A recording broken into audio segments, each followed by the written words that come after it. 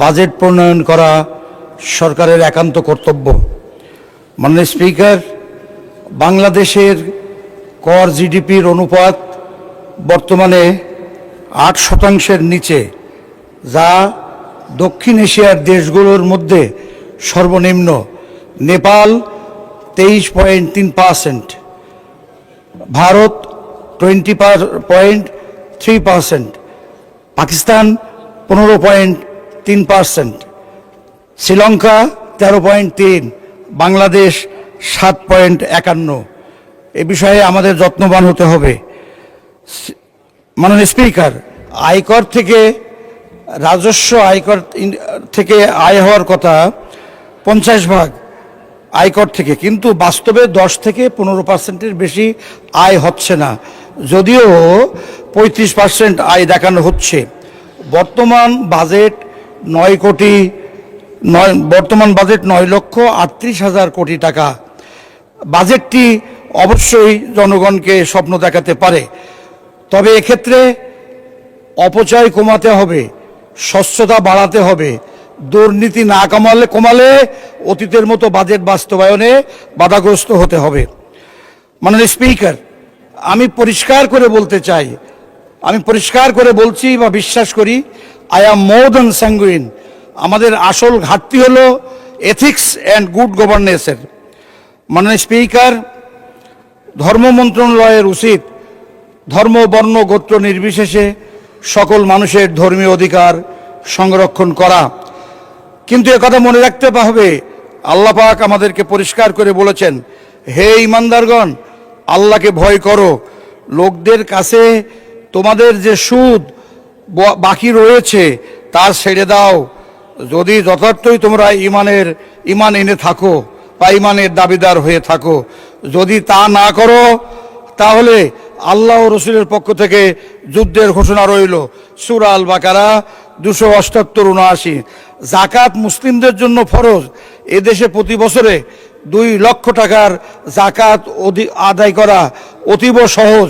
এছাড়াও ইসলামী অর্থনীতির অনেক মৌলিক উৎস আছে, যার সংযুক্ত বা সম্পৃক্ত হলে অতি সহজে মাত্র 5 বছরের, within the range of only 5 years, আমাদের স্বপ্নের কাঙ্ক্ষিত বাংলা সোনার বাংলায় পরিণত হতে পারত।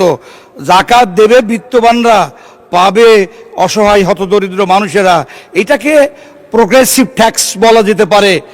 আর আপনার একথা পরিষ্কার অঙ্ক কষে দেখা যাচ্ছে যে সময় আমি কথা বলছি, এখন থেকে 10 বছর পরে গভর্নমেন্টকে 3 লক্ষ কোটি টাকা সুদ গুনতে হবে, যা অসহায় দরিদ্র মানুষদেরকে তা ধ্বংসাত্মক, এবং সেইটা হবে অত্যন্ত ক্ষতিকর বোঝাটা বহন করা। অতএব ওটাকে রিগ্রেটিভ ট্যাক্স বলতে হবে। এ বিষয়ে আমি ধর্ম মন্ত্রণালয়কে বিশেষভাবে ভাবতে বলছি এবং গভর্নমেন্টকে সে পথে পরিচালনা করার জন্য, আপনাদের দায়িত্ব পালন করার জন্য আমি সবিনয় অনুরোধ করছি।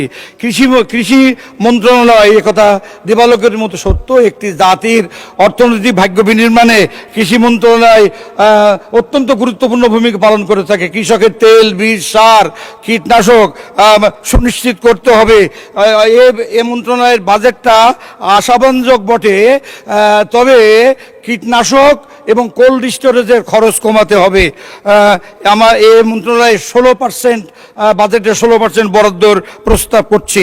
এরপরে শিক্ষা সম্পর্কে আমার বক্তব্য অত্যন্ত সুস্পষ্ট যে গোটা দক্ষিণ পূর্ব, মাননীয় speaker, I require to have only 2 minutes allocation from my beloved organization or on behalf of you. It is up to you. শিক্ষা খাতে আমি মনে করি যে শিক্ষার ক্ষেত্রে আপনার বিশ্ব ব্যাংকের একটা তথ্য আছে যে 189টি সদস্য দেশের মধ্যে 10টি দেশের শিক্ষা খাতের বাজেট সবচেয়ে কম, তার মধ্যে বাংলাদেশও একটি দেশ। অতএব শিক্ষা খাতের বাজেট অবশ্যই 16% করা দরকার। ইবতদায়ী মাদ্রাসাগুলোকে সরকারিকরণ, প্রাথমিক শিক্ষা বাস্তবায়নের উন্নয়নে একান্ত প্রয়োজন। এদেশে মাত্র 3টি মাদ্রাসা সরকারি আছে।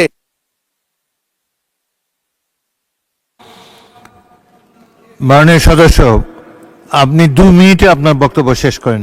2 মিনিট দেওয়া হলো। মাদ্রাসা আমার কোটচাঁদপুর নির্বাচনী এলাকাতে স্নাতকোত্তর কামিল মাদ্রাসা আছে, 1943 সালে স্থাপিত। 100 বিঘারও বেশি জমি আছে। এটাকে সরকারিকরণ করলে সরকারের রাজস্ব খাত থেকে অতিরিক্ত কোনো ভর্তুকি লাগবে না। প্রতিটা জেলায় জেলায় একটি করে স্নাতকোত্তর কামিল মাদ্রাসা সরকারি করার জন্য আমি আহ্বান জানাচ্ছি।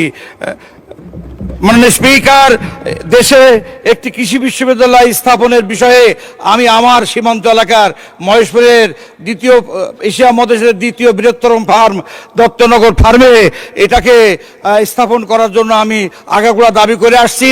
কারণ আমার জমি 2737 একর জমি আছে। বিষয়টি বিবেচনা করার জন্য আমি আবার অনুরোধ করছি। মহেশপুর পৌরসভার রাস্তাঘাটের অবস্থা এত করুণ, এত অকেজো হয়ে পড়েছে, চলাচলের অনুপযোগী হয়ে পড়েছে। আমি সংশ্লিষ্ট মাননীয় মন্ত্রী মহোদয়ের দৃষ্টি আকর্ষণ করছি। এমপিও ভুক্তির দাবিতে সরকার শিক্ষকগণ রাজপথে রয়েছে।